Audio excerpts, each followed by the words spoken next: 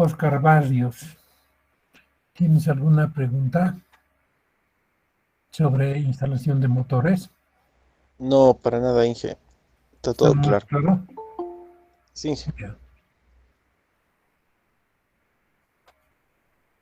Bien, el examen ya está próximo, ¿no? La semana del 20 vamos a dar el primer examen parcial. Entonces hay que estar nomás ya comenzando a estudiar.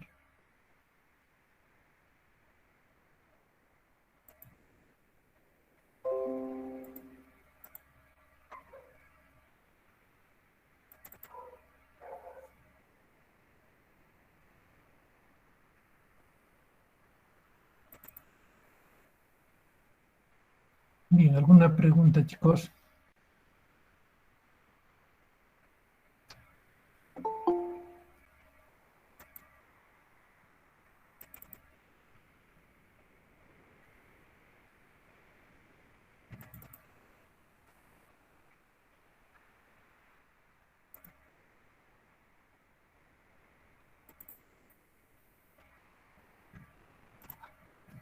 Bien, entonces, hoy vamos a ver un tema bastante interesante.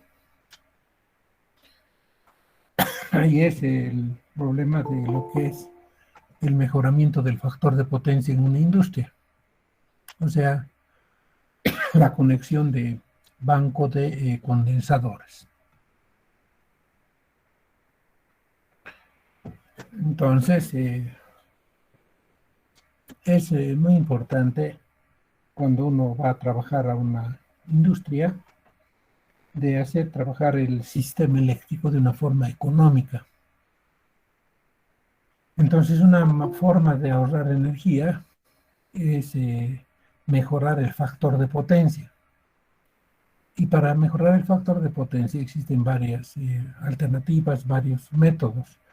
Por ejemplo, se puede conectar condensadores en paralelo o uno puede conectar en la red condensadores en serie, ¿sí? En serie o en paralelo.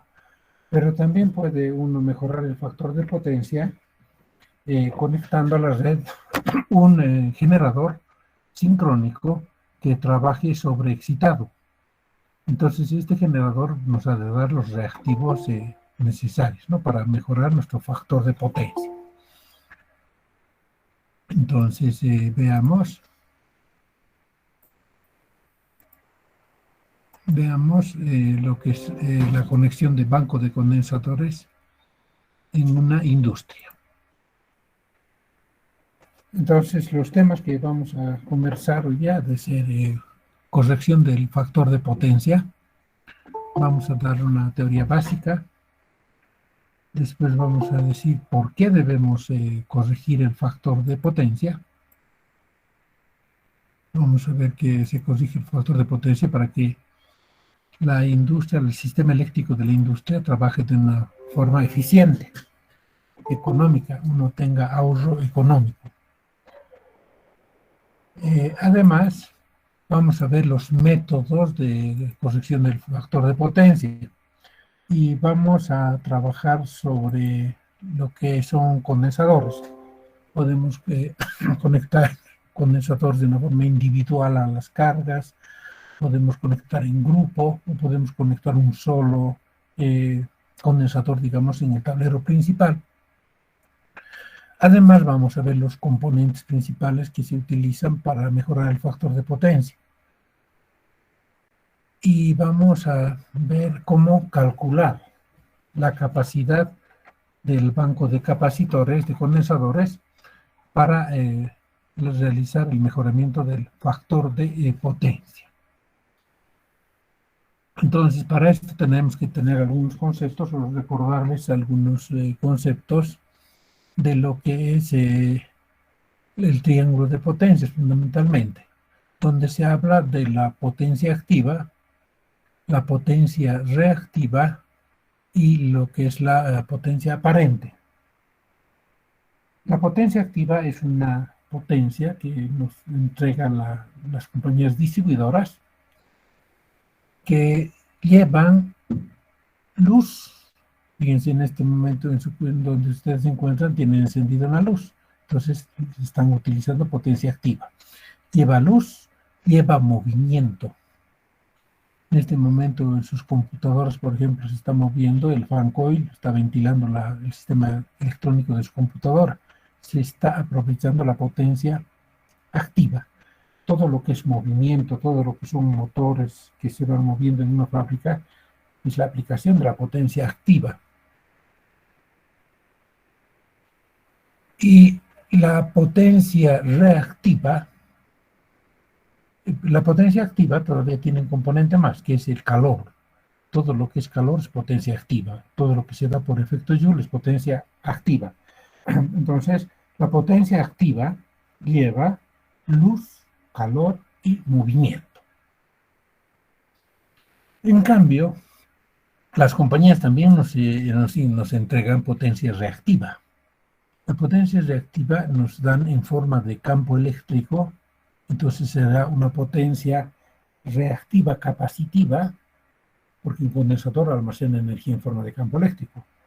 O nos darán una potencia reactiva inductiva. La potencia reactiva inductiva es lo que nos produce el campo magnético. Y ese campo magnético se utiliza mucho en los motores eléctricos, los transformadores, los generadores.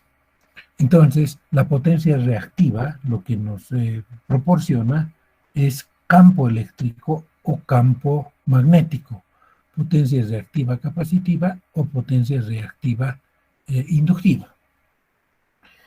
En un sistema eléctrico de cualquier ciudad, normalmente el consumo es un consumo inductivo, porque en las industrias, en las ciudades siempre tienen unos motores, los cables son inductivos, entonces una curva típica para un sistema eléctrico de distribución es un sistema inductivo. Lo mismo ocurre en las fábricas. Cuando uno va a una fábrica va a encontrarse que tiene muchos motores eléctricos. Entonces el consumo que se tiene es justamente en forma de campo magnético. El campo magnético es fundamental en un motor eléctrico y eso se saca de la potencia reactiva. Entonces los consumos generalmente son, los sistemas eléctricos típicos son inductivos. Y la potencia aparente es la suma de la potencia activa más la reactiva. Entonces la potencia aparente incluye todo lo que son los activos y lo que son los reactivos en cuanto a potencia o energía. El factor de potencia es la relación es el coseno del ángulo formado entre el voltaje y la corriente. Phi es el ángulo formado entre el voltaje y la corriente. El coseno de ese ángulo nos da el factor de potencia. Muchas veces se relaciona la relación entre la potencia activa a la potencia aparente, ¿no? Entonces son algunos conceptos que nosotros debemos tener y que vamos a ir hablando y profundizando un poquito más de esos conceptos. Entonces, fíjense, la potencia activa, P, que se representa generalmente por la letra P, se mide en vatios, se puede medir en kilovatios o megavatios. También se puede medir en HPs, en horsepower, ¿no? Un HP tiene 746 vatios. O se puede medir en CVs, caballos vapor. Un caballo vapor tiene 736 vatios. Por lo general, cuando hablamos nosotros de potencia activa, pues hablamos de en unidades de vatios, kilovatios o megavatios o gigavatios. Por los electrónicos que trabajan con componentes electrónicos de muy baja potencia, hablan de milivatios, ¿no? Sus resistencias, por ejemplo, tienen una potencia de tantos milivatios. Entonces, los vatios son unidades de la potencia activa. Y la potencia activa, como hemos dicho, nos lleva calor, luz, movimiento, ¿no? Potencia mecánica. Cuando un sistema se comporta, el ángulo phi es cero, cuando la corriente y el voltaje están en cero, entonces quiere decir que el factor de potencia, ¿sí?, es 1. O sea, imagínense que ustedes tienen una industria, entonces, y tienen un osciloscopio donde pueden tener y sacar un oscilograma. Entonces, a su osciloscopio, ustedes pueden introducir la onda de tensión. Entonces, la onda de tensión seguramente ha de ser una onda sinusoidal, ¿sí? Y está representada por la letra B. Nosotros podemos también representar la onda de corriente, ¿sí? Y superponemos las dos curvas, voltaje-corriente. Si nuestro circuito que está atendiendo el sistema eléctrico es resistivo puro, la onda de tensión va a estar en fase con la onda de corriente. O sea, donde 0 sea la tensión, 0 va a ser la corriente. Donde es máxima la tensión, máxima ha de ser la corriente. Cuando sea 0 el voltaje, 0 va a ser la corriente. Cuando sea máximo negativo el voltaje, máximo negativo va a ser la corriente.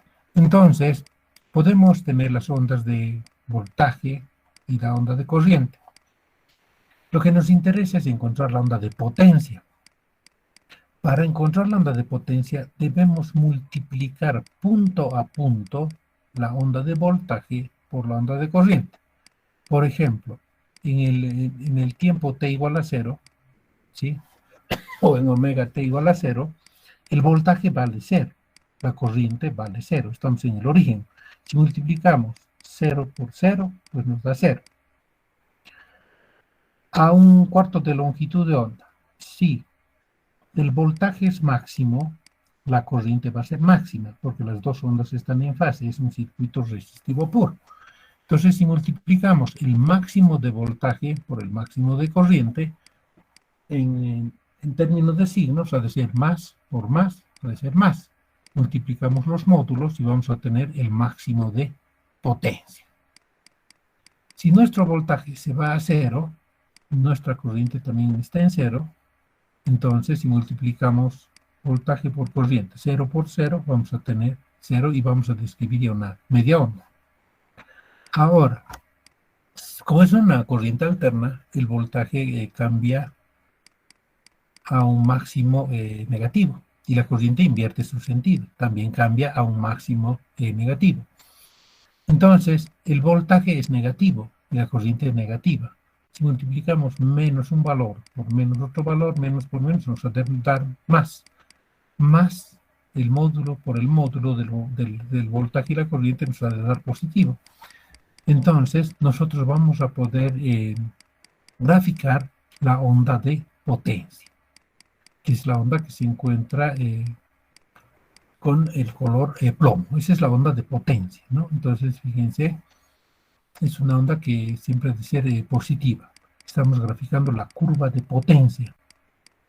Y eso obtenemos gráficamente multiplicando la onda de tensión por la onda de corriente. Podemos apreciar que el ángulo phi entre el voltaje y la corriente es 0.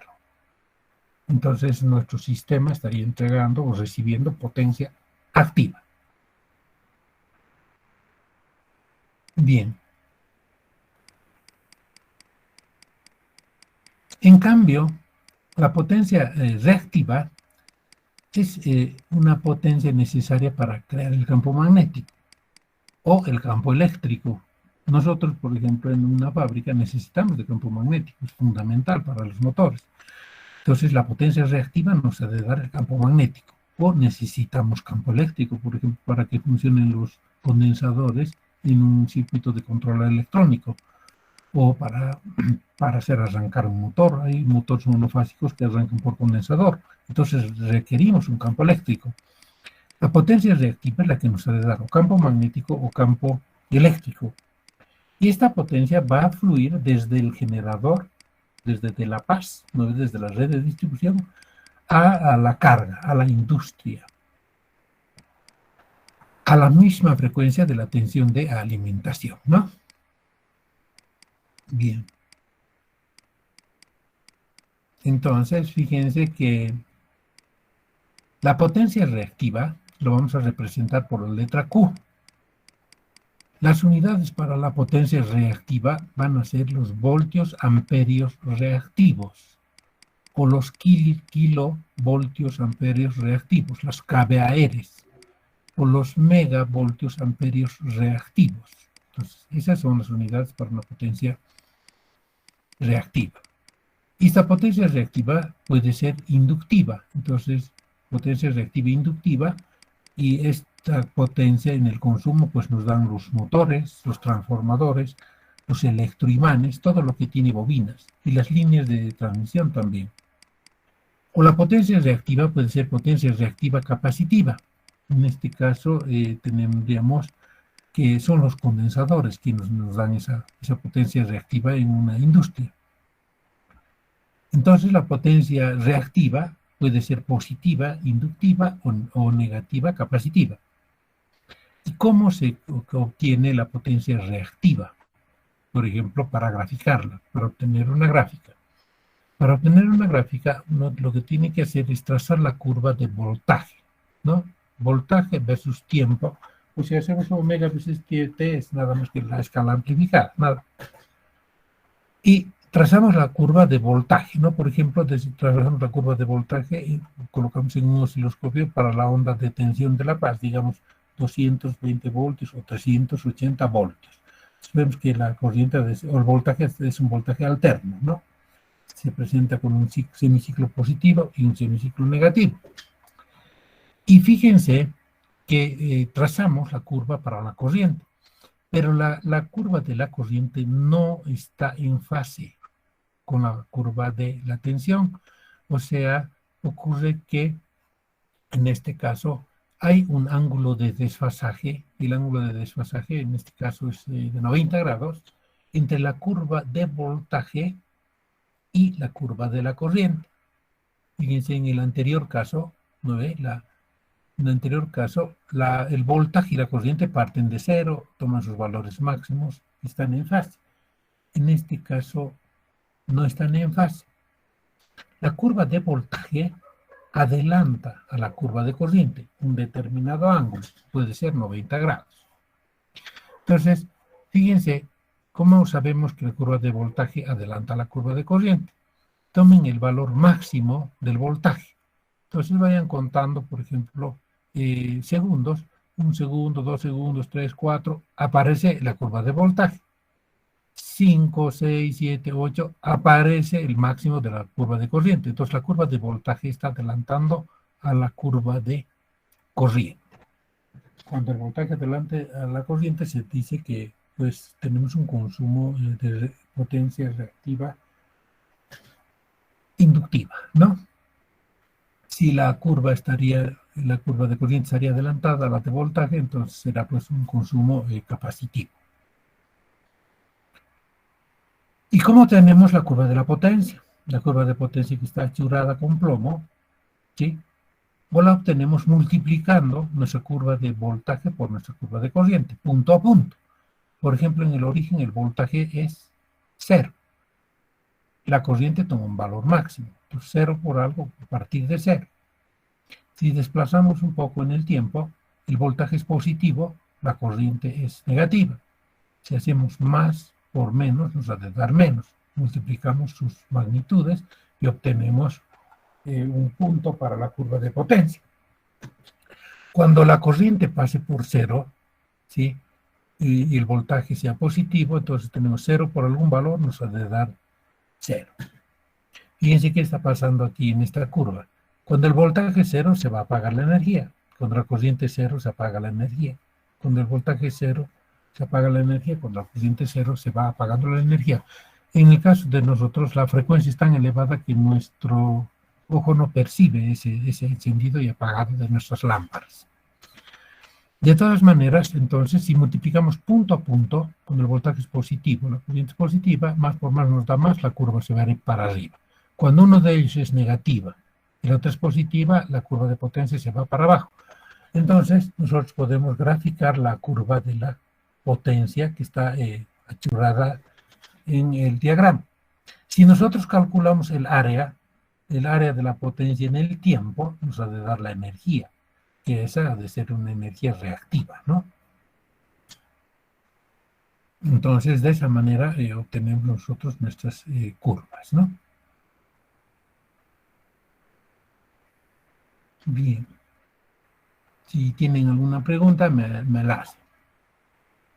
De todas maneras, la potencia activa está relacionada con la potencia reactiva y la potencia aparente mediante el triángulo de potencias. ¿Ve? Entonces, en el triángulo de potencias, la hipotenusa siempre va a ser la potencia aparente. La potencia activa, ¿sí? Y la potencia que nos va a entregar luz, calor y movimiento. La potencia reactiva nos ha de entregar campo magnético o campo eléctrico. Si nos entrega campo magnético, estará el vector hacia arriba. Si nos entrega campo eléctrico, invierte el vector y tenemos el triángulo hacia abajo. De todas maneras, la potencia aparente pues es la suma de la potencia activa más la potencia reactiva, ¿no? Esta potencia aparente, por ejemplo, nos puede entregar el generador, el transformador que tenemos en la red eléctrica, o el transformador que tenemos en un edificio, o el transformador que tenemos en una planta industrial, ¿sí? Y la potencia aparente, pues nada más que el producto del voltaje por la corriente, sus unidades, se las representa por la letra S, sus unidades son los voltios amperios, o los kilovolt-amperes, o los MPAs, megavolt-ampere o gigavolt-ampere, ¿no? Entonces los voltios amperios son unidades de lo que es la potencia aparente. Cuando uno va a comprar, por ejemplo, un transformador, el transformador en su especificación siempre hay que dar la potencia aparente. Decimos, véndame un transformador de 10 kVA, de 100 kVA, de 500 kVA.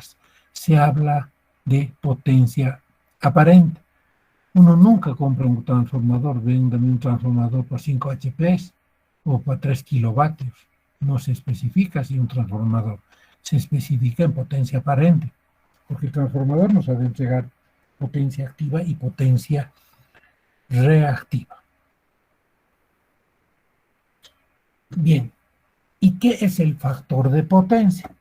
Fíjense, el factor de potencia es el coseno del ángulo formado entre la tensión y la corriente, y en el triángulo de potencias es el coseno del ángulo formado entre la potencia activa y la potencia aparente. Si sacamos el coseno de este ángulo, coseno de phi, va a ser cateto adyacente partido hipotenusa. Es la relación entonces entre la potencia activa y la potencia aparente, ¿no? Entonces, el coseno del ángulo phi, ¿sí? El ángulo phi es el ángulo formado entre la onda de tensión y la onda de corriente. Fíjense que las dos ondas no están en fase. Si multiplicamos las dos ondas, vamos a obtener la onda de potencia. Tenemos una onda de potencia la que está churada. ¿No ves? Es la onda de potencia. Ahora, el coseno del ángulo phi es el coseno del ángulo formado entre el máximo de tensión y máximo de corriente. Es el ángulo formado entre la onda de tensión y la onda de corriente. O en el triángulo de potencias, es el cateto adyacente, la potencia activa que se mide en vatios y la potencia aparente que se mide en volt-amperes. Entonces, de esa manera, el factor de potencia podemos decir que es igual al coseno del ángulo phi, ¿sí?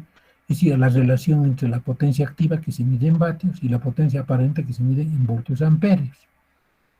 Podría ser, por ejemplo, la potencia instalada a la potencia de suministro en una instalación de tipo industrial, ¿no? Entonces, ese es el coseno del ángulo phi. Ahora, nosotros podemos relacionar, por ejemplo,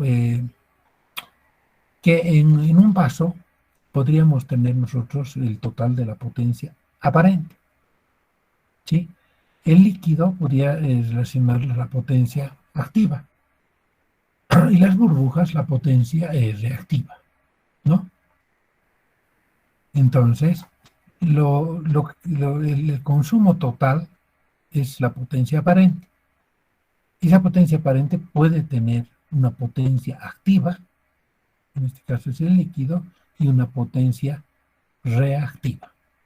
Y eso va a depender mucho del factor de potencia, del ángulo formado entre el voltaje y la corriente. El ángulo puede ser pequeño, entonces el coseno del ángulo va a ser elevado, o el ángulo puede ser grande y el coseno va a ser pequeño. Entonces uno puede ir variando. El líquido va a tener más espuma, uno va variando la espuma y va a tener menos líquido, ¿no ve? Entonces podemos relacionar lo que es la potencia activa y la potencia reactiva mediante este ejemplo. Bien. En términos sencillos, imagínense, o prácticos, digamos, vamos a suponer que nosotros tenemos una industria, cualquiera que sea la industria, ¿no? Y esa industria puede ser también una casa, ¿no? Pero digamos que sea una pequeña industria. Entonces tenemos en la calle el poste de la compañía, tenemos los racks donde tenemos los conductores, ¿no ve?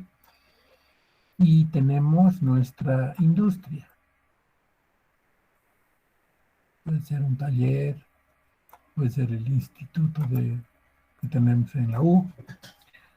Y de la industria tiene su red de baja tensión, ¿no ve? En 220 voltios, en 380 voltios. Y de los racks se toma un conductor de acometida. Entonces se lleva un conductor de acometida hacia un medidor de energía eléctrica, ¿no? En el caso de una industria, lo que se mide es la potencia aparente. O sea, se mide la potencia activa y se mide la potencia reactiva. En el caso de nuestra vivienda, solamente se mide la potencia activa. O sea, lo que consumimos en luz, calor y movimiento, pero no campo eléctrico y campo magnético.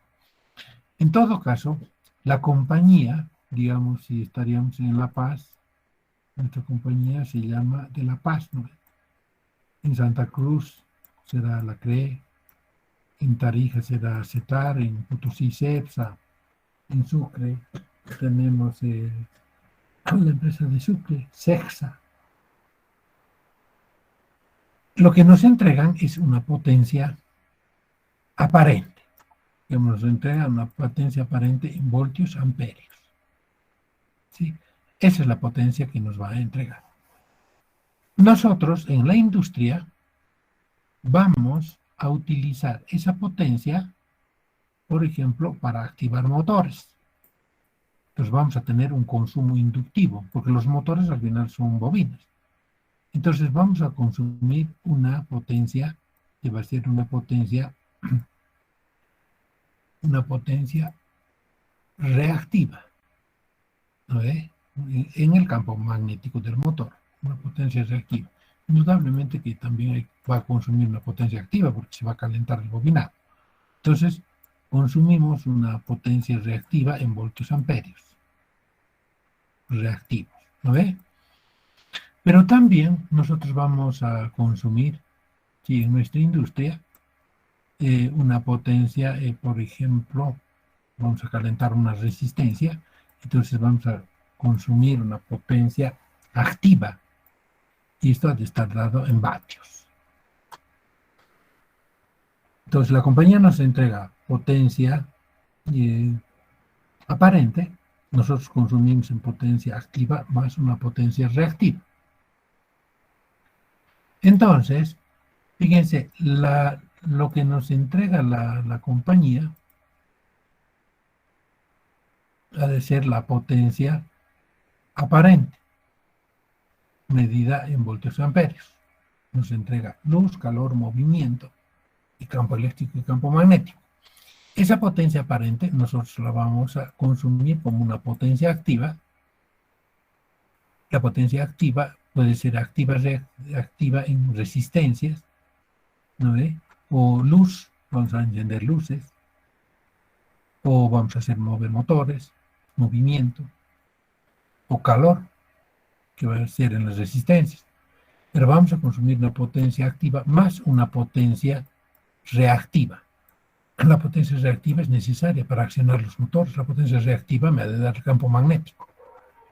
Entonces, lo que tenemos es que la potencia aparente va a ser igual a la suma de la potencia activa más la potencia reactiva. No se olviden que las potencias están representadas mediante ondas y las ondas se representan mediante vectores rotantes que son los fasores, ¿no?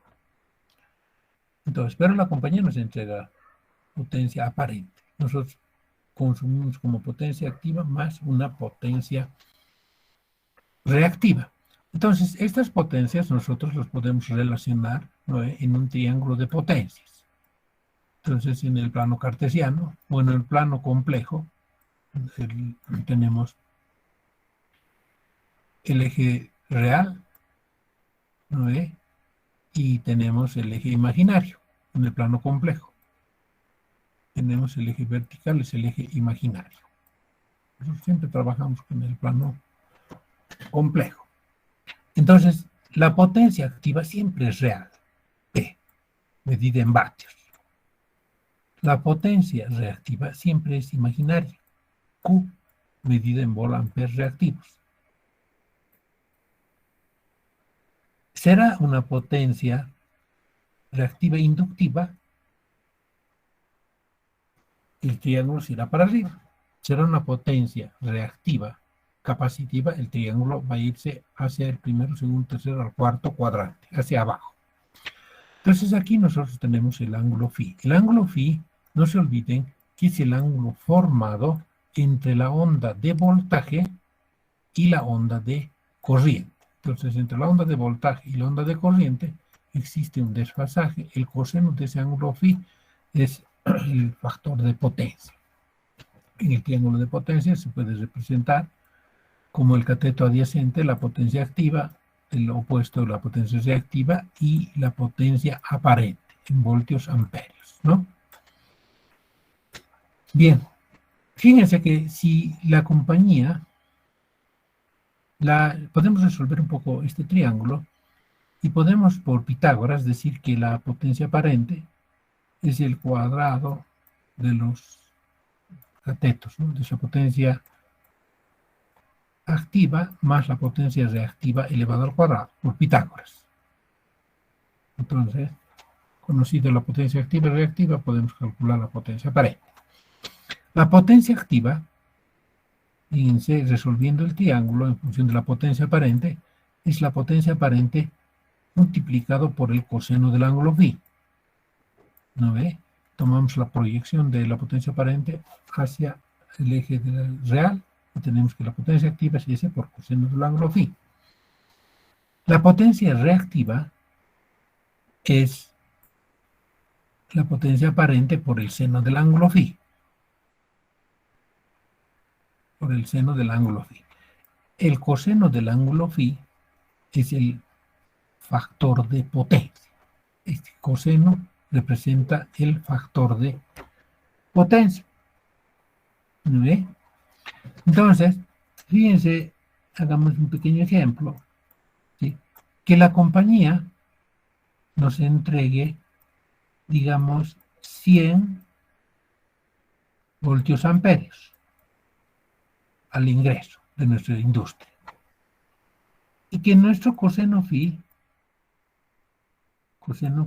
sea, digamos, 0,5, porque el coseno φ varía entre 0 y 1, que sea el 50%. Tenemos un bajo factor de potencia. ¿No ves? Entonces, nosotros como potencia efectiva, activa, vamos a consumir la potencia aparente por el coseno del ángulo φ. Si nos está entregando 100 en voltios amperios, ¿no ves?, volt amperes, y nuestro factor de potencia es 0,5, entonces fíjense que solamente vamos a aprovechar 50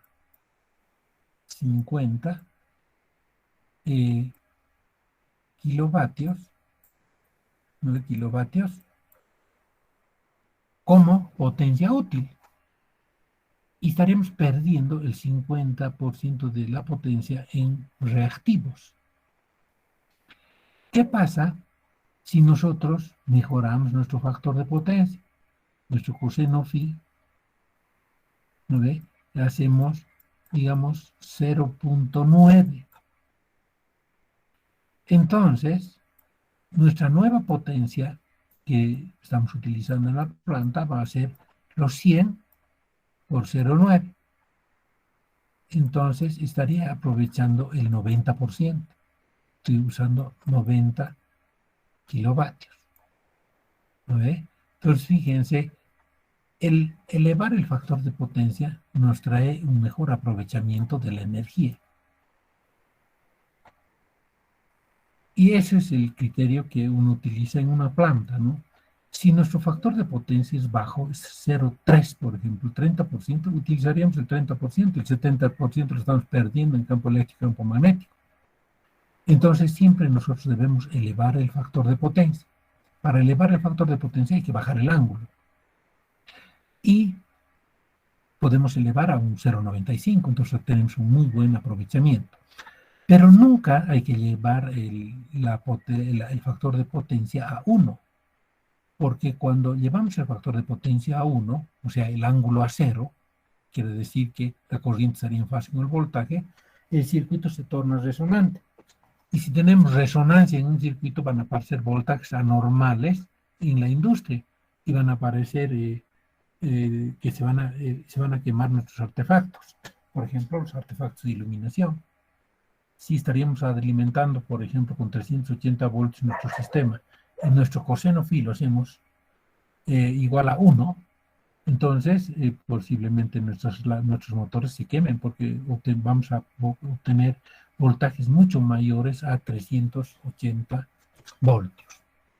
Pero entonces, fíjense ustedes, esta es la utilidad, ¿sí?, de mejorar el factor de potencia. Tenemos el triángulo de potencias, podemos resolver por trigonometría y hacer un pequeño análisis, ¿no? Imagínense que a nosotros en la casa nos cobran los kilovatios hora, energía activa. Si nuestro factor de potencia es bajo, ¿no ve? Entonces vamos a consumir menos kilovatios hora. Si es alto, vamos a consumir más los kilovatios hora. Siempre nos ha de traer un rendimiento de tipo económico. Bien, no sé si tienen alguna pregunta hasta aquí.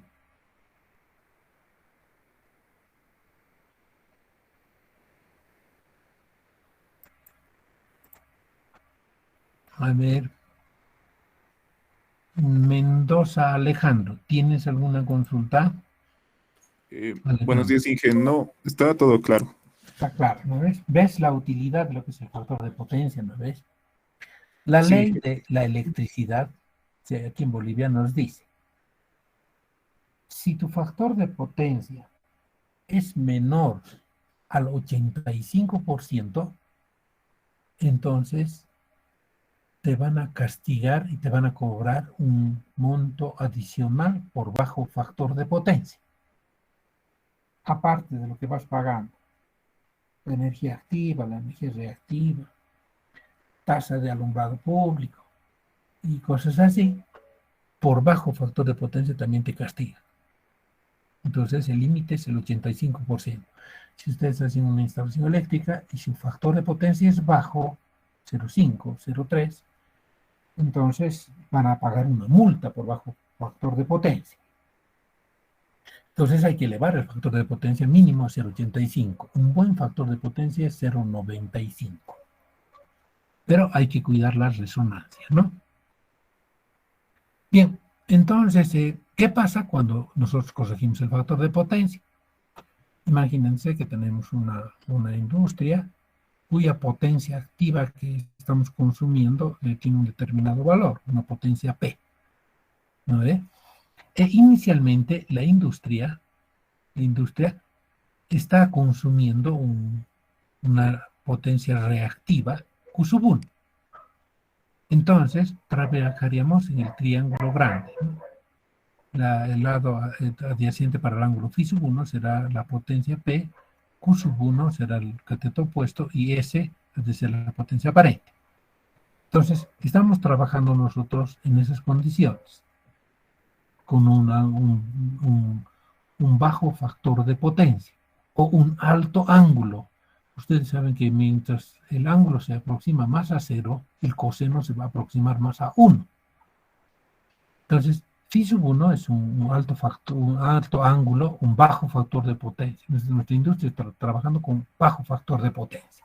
Entonces, lo que nosotros queremos es disminuir nuestro consumo. Entonces, para lograr disminuir el consumo, lo que tenemos que hacer es llevar el ángulo formado entre la tensión y la corriente a un ángulo phi sub 2. Si se baja el ángulo, sube el factor de potencia. Entonces llevamos a un nuevo triángulo de potencias. ¿No ves? P, Q sub 2. Y aquí tenemos S, la nueva potencia reactiva. Entonces, phi sub 1 es el ángulo antes de la corrección. Phi sub 2 es el ángulo corregido, el ángulo deseado, después de que hacemos nuestra corrección. Entonces, para lograr bajar el ángulo de phi 1 a phi 2, lo que tenemos que hacer, si nuestro consumo es inductivo, colocar condensadores, por ejemplo, en paralelo. Eso ha de hacer que nuestro ángulo baje. Si nuestro consumo es capacitivo, entonces hay que colocar bobinas para compensar el factor de potencia. Ahora, los consumos en una industria por lo general son inductivos. Entonces, nosotros generalmente vamos a hablar de consumos inductivos. Para bajar el ángulo, conectamos condensadores y va a ir el ángulo de phi sub 1 del actual al deseado, phi sub 2, ¿no? Al ángulo después de la conexión. Y para lograr bajar la potencia reactiva a Q sub 2, tenemos que proporcionar una potencia reactiva capacitiva que nos ha de dar un condensador, los condensadores. Entonces, si en nuestro triángulo inicial, a nuestra potencia reactiva, le incrementamos a Q sub 1, le quitamos, ¿sí? Le quitamos lo que nos va a proporcionar nuestros condensadores, entonces vamos a bajar a Q sub 2. Entonces, los condensadores nos van a dar la potencia reactiva, ¿sí? Para la nueva situación, para lograr el nuevo ángulo, para lograr el nuevo factor de potencia.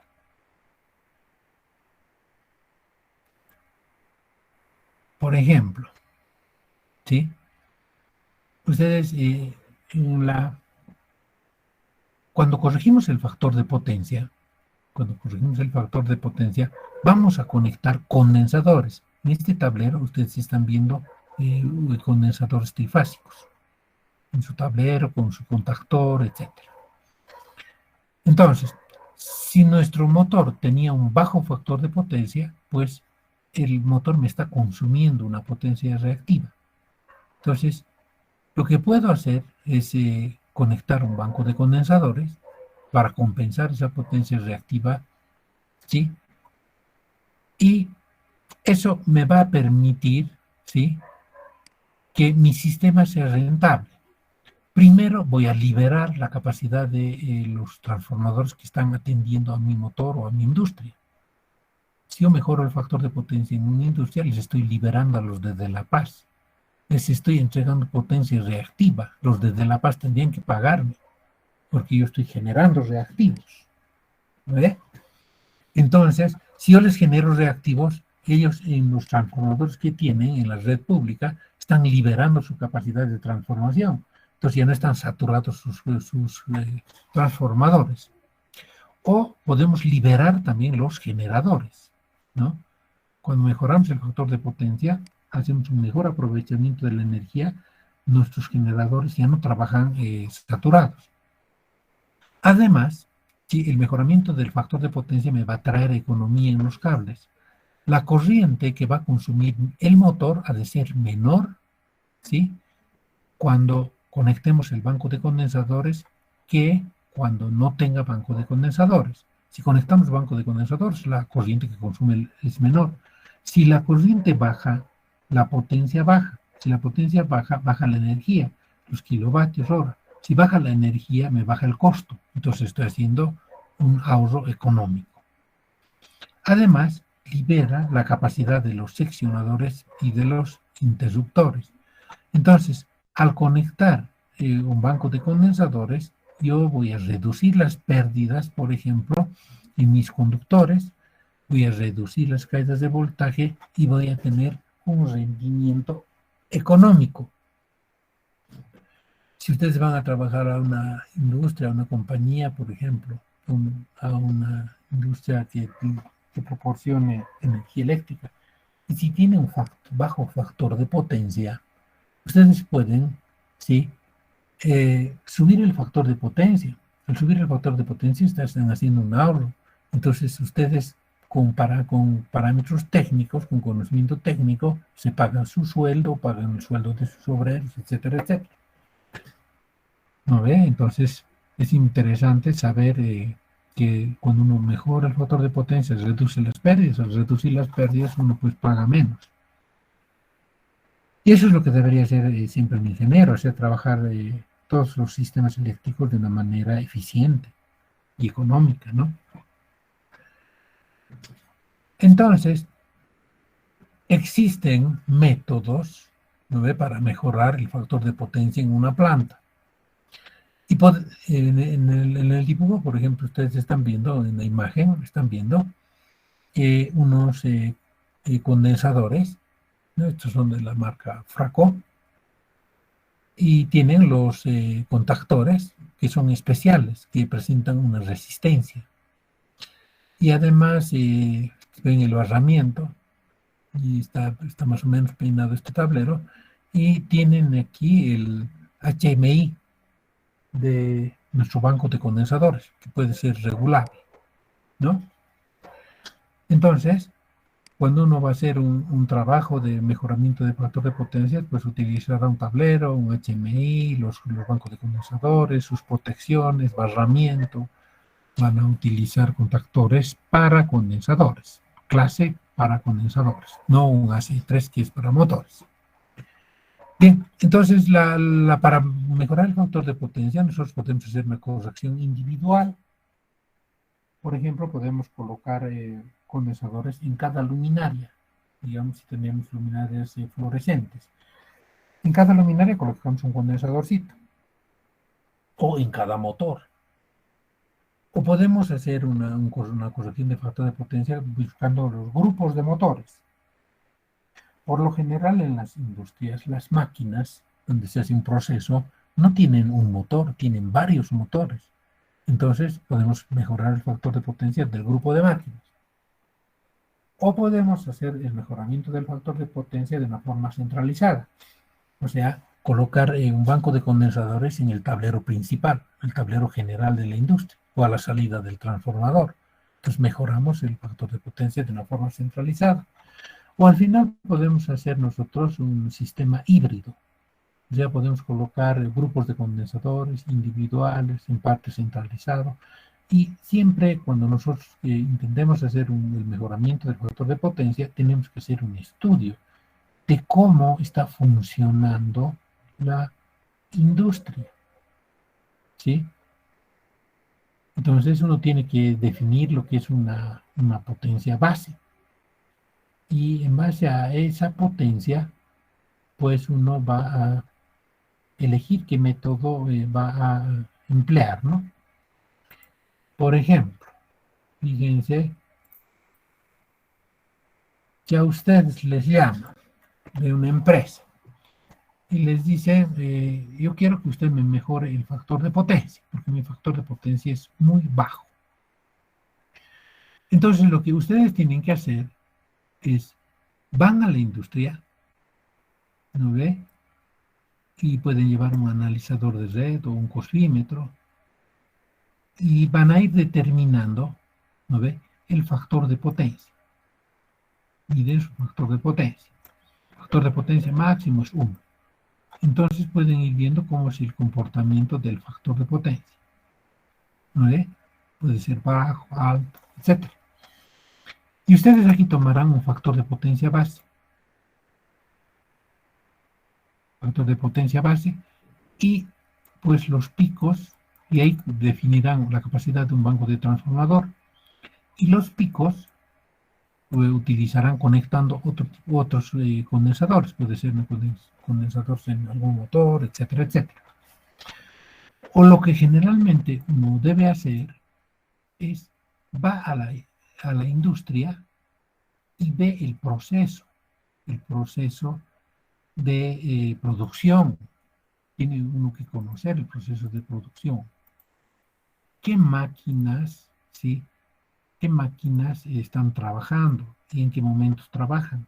¿Y cuáles tienen mayor factor de potencia y cuáles tienen bajo factor de potencia? Entonces, uno va viendo, ¿no ve? ¿Qué máquinas arrancan digamos, en un día? ¿No? Las 0 horas, las 6 de la mañana, las 12, las 6 de la tarde y las 12 de la noche. Entonces, por ejemplo, yo podría encender 2 motores de potencia elevada entre las 8 de la mañana, que entra mi gente a trabajar, hasta las 12 del mediodía. Tengo un consumo. Y sé que estos motores tienen un bajo factor de potencia. Entre las 12 y las 10 y las 14, digamos, la gente se va a almorzar, no va a consumir mucho. Entre las 14 y las 18 horas, por ahí tengo que encender algunas máquinas que son mucho más importantes. Entonces yo tengo que conocer mis factores de potencia, mi carga, en qué momentos van trabajando. Seguramente entre las 12 de la noche y las 6 de la mañana, pues mi carga será baja. Solamente atenderé iluminación, pero tengo que ver mi factor de potencia. Entonces tengo que conocer el proceso. Una vez que tengo el proceso, ¿no? Defino yo una potencia base.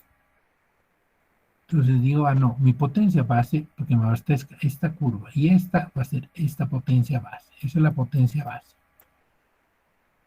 Y en base a esa potencia base, defino la capacidad de hago un estudio, si va a ser individual, grupal o híbrido, hago un estudio y abastezco primero la potencia base. Y ahí coloco un banco de condensadores, ¿sí? Para atender mi potencia base.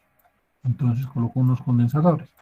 Y para los picos, ¿no? Porque tengo que mejorar este factor de potencia en mi pico, entonces coloco otros condensadores.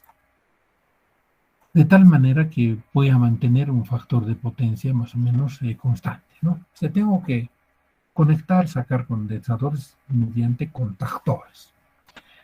Pero yo no puedo ir una vez a la industria, esta es mi industria, ¿no ve? Voy con mi tester, voy con mi analizador de red, mido mi potencia activa, mi reactiva, saco la aparente, ¿no ve? Y obtengo mi factor de potencia. Entonces digo, mi factor de potencia actual es tanto, 0,3. Listo. Porque en ese momento, ¿a qué hora habrán ido ustedes a la industria? Estarían trabajando tal vez a las 6 de la mañana y a esa hora han ido. En ese caso, la potencia que se consume es muy baja. Pero si ustedes han ido a las 4 de la tarde, tienen una potencia alta, entonces habría que ver cómo está comportándose el factor de potencia. Y este es el error de los técnicos. Los técnicos miden la potencia aparente, miden la potencia activa, resuelven el triángulo, sacan el coseno del ángulo phi y determinan mediante una ecuación la capacidad del banco. Y eso no se puede hacer. Uno tiene que tener un estudio, por ejemplo, de una semana. Yo llevo un analizador de red, en un analizador de red lo programo, factor de potencia, potencia activa, reactiva, veo sus facturas de la planta, hago un estudio, veo cómo están funcionando mis máquinas, ahí voy a determinar mi potencia base. Y así no voy a cometer errores. ¿No ve? No vaya a ser que vaya a medir la potencia aparente la corriente, el voltaje, la potencia activa con un batímetro, uso mi formulita, calculo mi factor de potencia y mi factor de potencia sea muy alto. Entonces no voy a poder compensar en lugares bajos, o se va a sobrecompensar. Entonces, por eso es que hay que hacer un estudio previo de la industria. No podemos aplicar nuestra ecuación directamente para determinar el factor de potencia en un momento. Pues nos demos una semana para ver cómo es el comportamiento de el funcionamiento de nuestras máquinas y en esa semana determinamos potencia base y vemos cómo debemos compensar nuestro factor de potencia. Entonces, no cometan este error. Mucha gente va a ofrecer servicio a las plantas, dice, no, yo lo mejoro, no es el factor de potencia, ve, le diré la corriente, agarra su amperímetro de gancho, mide la corriente, mide el voltaje con su tester, con su amperímetro de gancho, tiene potencia aparente. Allá, entonces me diré ahora el factor de potencia actual, o mide lo que sería la potencia activa y la potencia reactiva o la aparente, saca el coseno y tiene ese factor de potencia y ahí le aplica la ecuación para la capacidad del banco, sin hacer un estudio previo. Y eso no puede ser porque ahí uno comete errores, ¿no? Entonces, siempre hagan un estudio. Para eso están en la universidad, pues el ingeniero es un ente pensante y analiza. Tal vez un técnico medio de la industria puede cometer el error, pero ustedes de ingeniería no deben cometer ese error, ¿no? Entonces, hacen un estudio previo para determinar la capacidad del banco de condensadores. Entonces, pero también al ir a la planta, ustedes verán pues si van a hacer un mejoramiento de factor de potencia individual, grupal, centralizado o híbrido. ¿Y cómo es el mejoramiento del factor de potencia individual?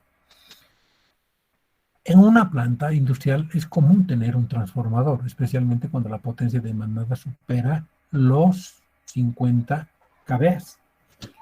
Entonces, ustedes tienen que revisar su diagrama unifilar, ver dónde se encuentran los motores, dónde está el transformador, y pueden corregir el factor de potencia midiendo el factor de potencia o viendo su factor de potencia en las placas de los motores. En cada uno de los motores uno puede ir colocando condensadores de un tamaño adecuado, calculado. Entonces están haciendo un mejoramiento del factor de potencia individual y utilizarán un condensador de tamaño apropiado instalado en paralelo para cada motor, para cada carga y para el transformador. Y esto va a eliminar la carga reactiva en conductores.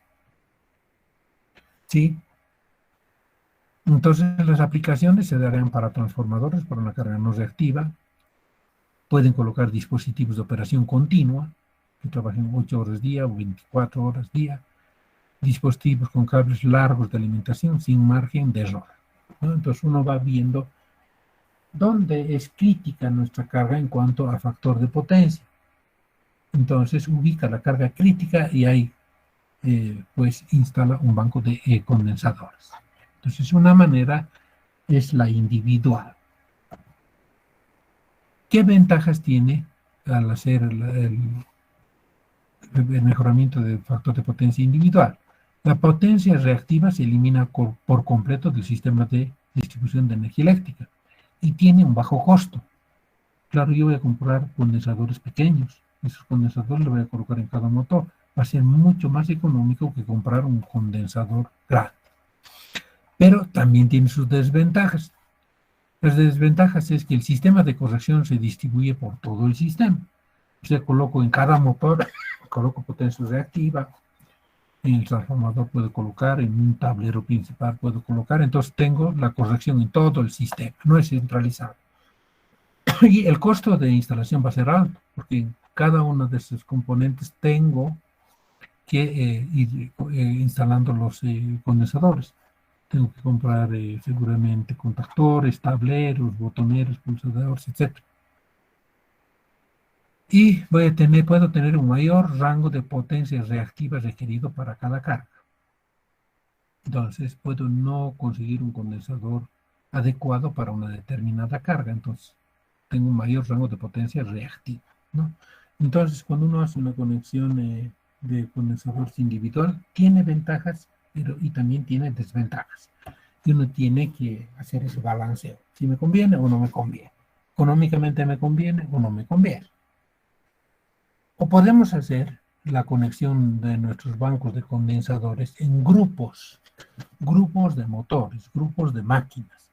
Por ejemplo, aquí yo tengo una máquina que tiene varios motores, aquí tengo una máquina que tiene otros motores, y en vez de colocar para cada motor, coloco un banco de condensadores en paralelo para el grupo de motores. Aquí colocaré para dos un condensador, y aquí conectaré en paralelo para los tres. Y esto hay que hacer cuando las máquinas se encienden al mismo tiempo. Entonces se puede combinar como un grupo y tener una sola unidad de compensación del factor de potencia. Entonces, ¿cuáles son las aplicaciones? Para varias cargas que siempre operan al mismo tiempo. Veamos por grupos. ¿Cuáles son sus ventajas? La potencia reactiva se elimina por completo del sistema de distribución de energía interna. Tenemos un bajo costo por kVAR, kilovolt-ampere reactivo, y es más rentable que una compensación individual. Pero tiene desventajas, solo para grupos de cargas que operan al mismo tiempo. Si yo tengo motores que están operando, pero no al mismo tiempo, no me conviene hacer una corrección de esta forma del factor de potencia por grupo. O puedo hacer una corrección de factor de potencia centralizado. Por ejemplo, a la salida del transformador de la industria, pues voy a colocar un HMI, ¿no ve? Un controlador, y voy a colocar el banco de condensadores en un solo punto. Entonces esto es centralizado, ¿no? La capacitancia es instalada en un punto central. Por ejemplo, en mi tablero principal, en mi tablero general de distribución. Y este sistema está dividido en varias etapas. O sea, según me vayan trabajando los motores, yo puedo ir conectando los condensadores. Entonces, tengo un banco de condensadores variable.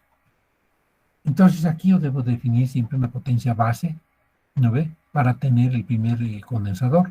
Y los otros van a ser condensadores de menor capacidad, de tal manera que me mantengan un factor de potencia.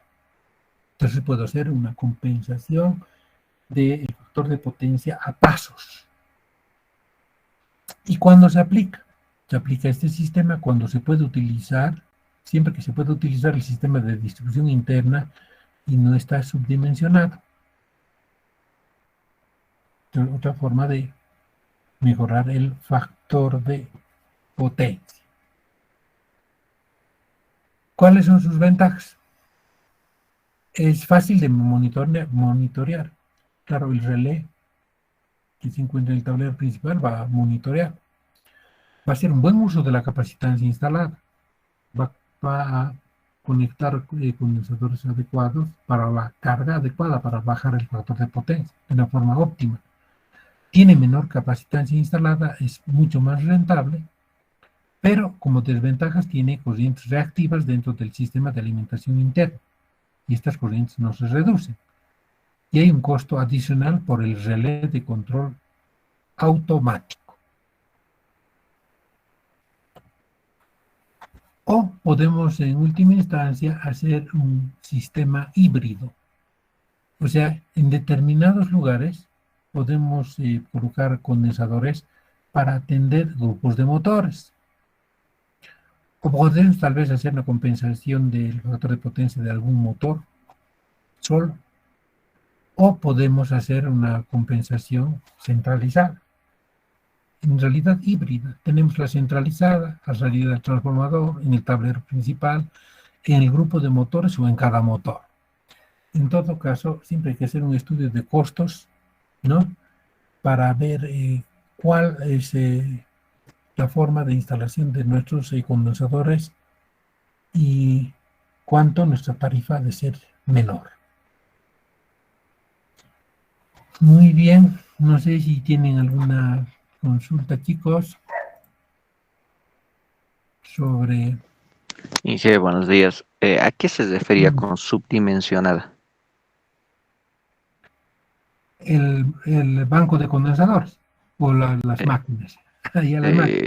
Estaba en las desventajas, creo, de uno de los, en las presentaciones. Ya veré.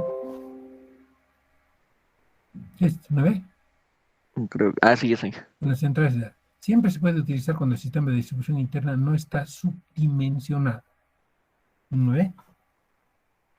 Esto quiere decir lo siguiente, que si tú vas a una industria, tienes que ver la capacidad real que tienes en motores. ¿No ve?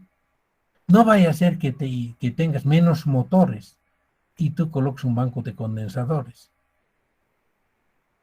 ¿No ve? Entonces, si tienes,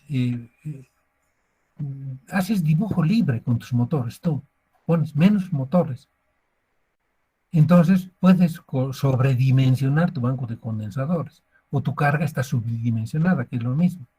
Entonces, ahí tienes, siempre puedes utilizar cuando el sistema de distribución interna no está subdimensionado. Y eso puede ocurrir pues, en una planta.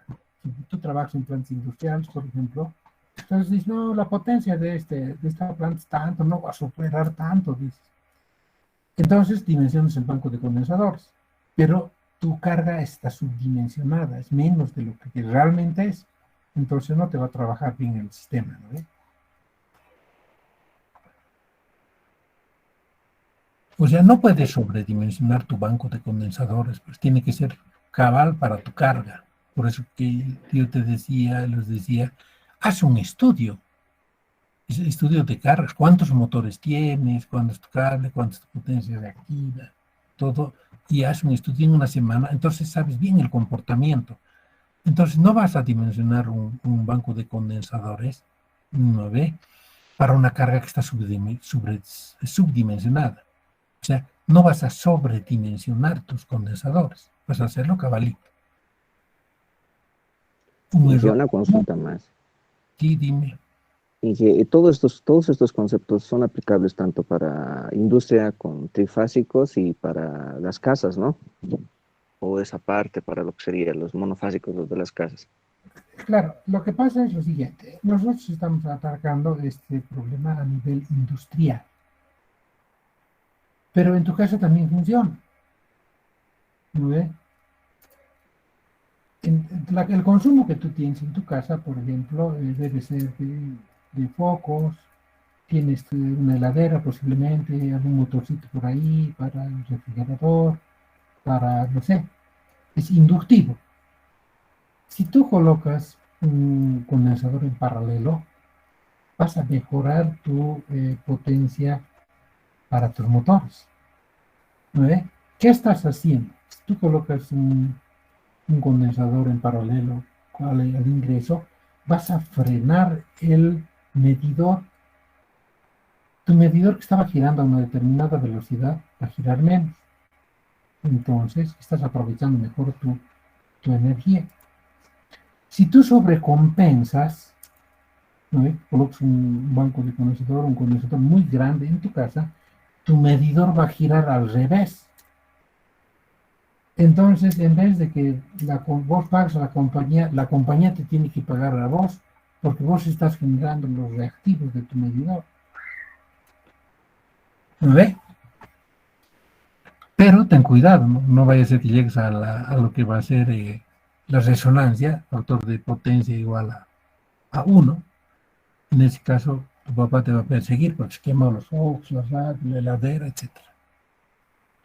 Entonces, esto lo aplicas para doméstico domiciliario, edificios, lo puedes aplicar para una industria.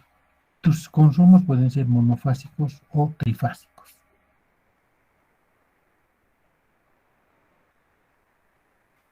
¿Alguna pregunta más? ¿Está bien? ¿Está claro? Sí, gracias. Sí. Ya. Chicos, un favor, tengo que tomar examen para ayudantía. Por favor, aquí, ¿qué haremos? ¿Ya? Está bien, Inge, gracias. Sí, A está las bien, Inge. 9:30 tengo que tomar examen para ayudantía. Entonces, estoy pasando en este momento clases de Insta 2. Llámame de 4 minutos. Sí, ya. Y chicos, por favor, les quedaremos aquí y el próximo martes continuamos. ¿Ya? Súper ingeniero. Está bien, Inge, hasta luego. Listo, van a disculpar que me he atrasado un poquitito hoy día. Listo, chicos. Chao, chao. Chao, Inge. Hasta luego, Inge.